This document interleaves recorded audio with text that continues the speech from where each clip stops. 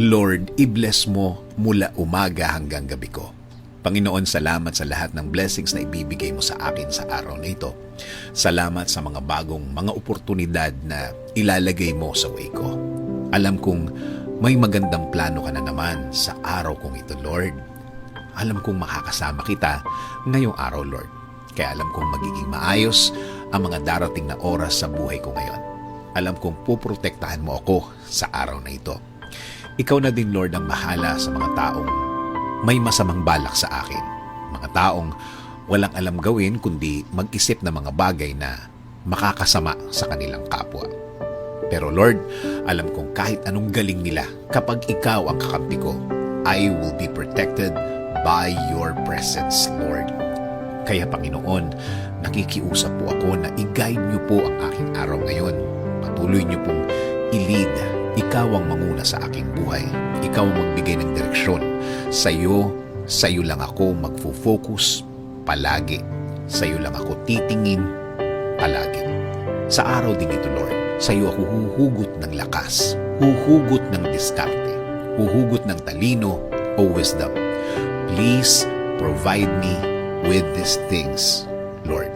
Sa dasal ko din ito, hiling ko din, kayo na po ang bahalang magpasensya sa akin, sa aking nagagawang mali. Bigyan niyo pa po ako ng chance para baguhin ang mga nagawa at naiisip kong mali, Lord. Hayaan niyo po ang mga bagay na ito ay maging lesson ko sa aking buhay. Kayo na din po ang bahala sa aking pamilya, Panginoon. Lagi mo silang ingatan. Lagi mo silang ilagay sa mga lugar at sitwasyon na safe. Patuloy niyo din po silang samahan. At lahat ng kanilang pupuntahan at gagawin ay maging fruitful, Panginoon. At sa aking bayan, Panginoon, patuloy niyo po kaming gawing safe.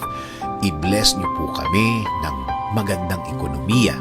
I-bless niyo din po ang mga Pilipino at kanilang mga pamilya.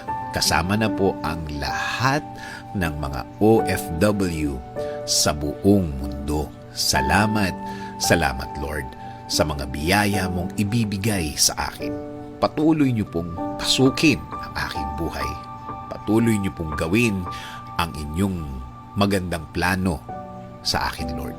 At palitan niyo din po ang mga malulungkot na bahagi ng aking araw at gawin pong masaya. In Jesus' name I pray. Amen. Sabi nga sa Hebrews 11:6, and without faith it is impossible to please Him. For he who comes to God must believe and that He is a rewarder of those who seek Him.